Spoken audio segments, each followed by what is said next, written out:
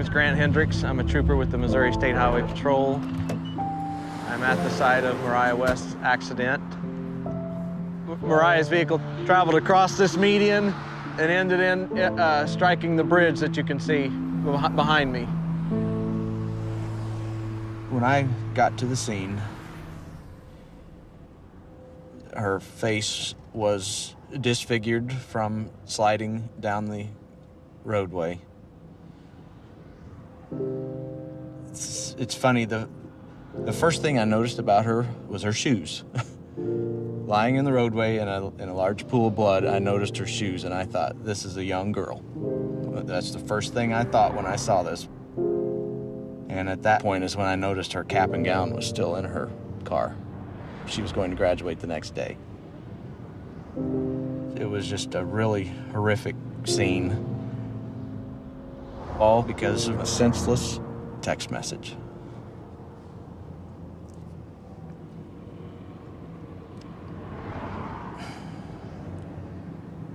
It's just sad.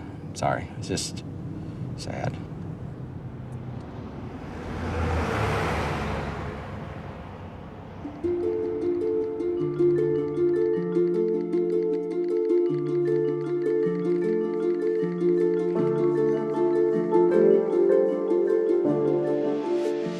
Ashley would text hundreds of messages every day. That was the way we kept in touch. We would definitely text more than we talked. Mariah was a multitasker extraordinaire. She could text better than anyone I know. She could be having one conversation with me, completely focused, while having a text conversation with somebody else. When you do something 7,000 times a month, you tend to learn where those 26 letters are. We would be at school, at home, movies, bowling, driving. Not even looking at her phone. Just simple, insignificant, useless bullshit, whatever it may be. About anything and everything. Just a way to pass the time. It didn't matter where we were constantly texting.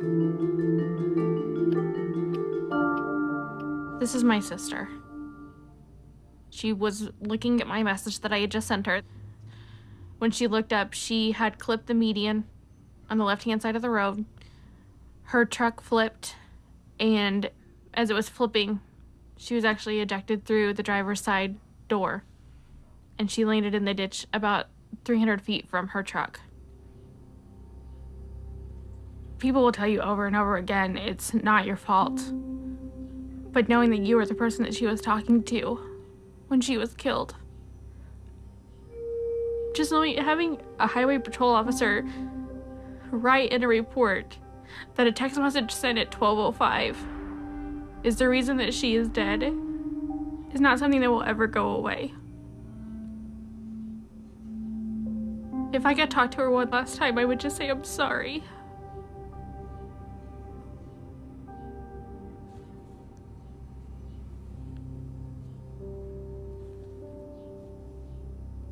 This is her cell phone that she used in the accident. 4 little letters. That's what killed her. You never really think about it, but people associate drinking and driving as a dangerous thing. Your vision's impaired, your judgment's impaired. But if you look at texting and driving, your vision's not even there. You're not even looking at the road.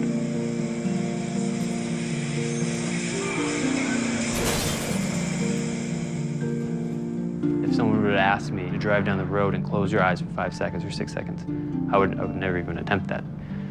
But then if someone asks, read this text message and respond to that in about the same length of time, well, that would be no problem. I'd done that numerous times in the past before this accident. I was on my way home. I had my girlfriend in the car, and I'm just reading a text message, responding. I was looking up every couple seconds or so, like I always did. And I just hear a loud scream next to me, and the next second I look up and I see a bicyclist crashing the windshield.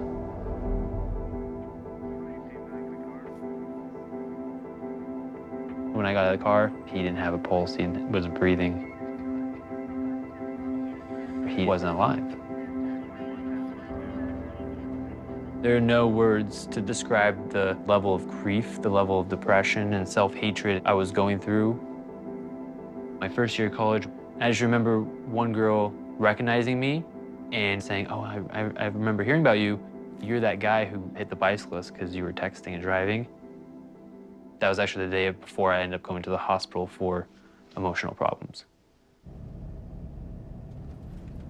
I sent one stupid, meaningless text, LOL, and killed a man.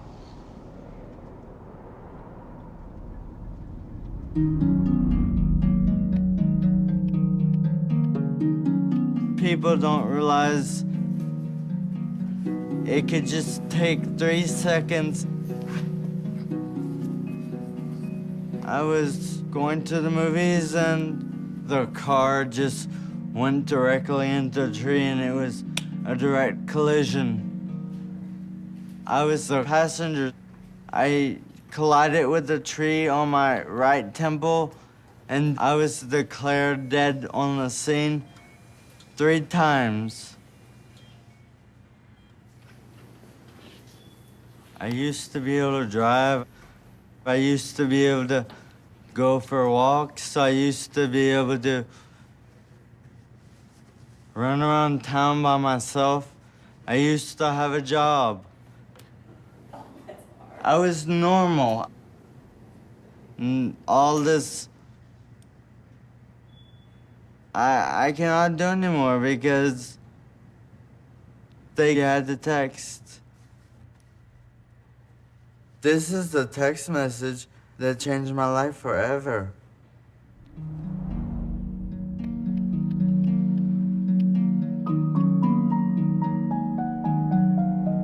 The day before her graduation, my daughter drove to go meet a boy, and she never made it. Today, she would have been 19 years old, exactly. Mariah never wanted a minute to go by that she wasn't doing something. She wanted to do everything all at one time with friends and family and just having a good time. That's what she loved. Friends would tell me from school that, the best part of the day at school was Mariah coming down the hall because she'd stop to give everyone a hug.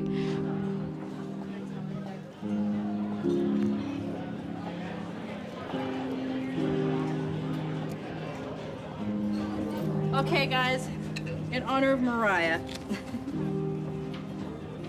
Happy birthday to you. Happy birthday to you. Happy birthday, dear Mariah. She had met a guy who played baseball, and one evening she just spontaneously got in her car and said, "Hey, I'm gonna come watch his game." He was texting her to tell her directions of where she needed to go. And I guess she just looked away for too long. Where are you at, Like that was it. One of her friends had no idea that she had been in an accident, so he kept texting. We ended up having to send him a text back to say, please stop. She's in critical condition in the hospital, and we don't know if she'll even make it. She always worked her magic, and still to this day, without her being here, she's so much still a part of our lives every day. She was our sunshine. She really was.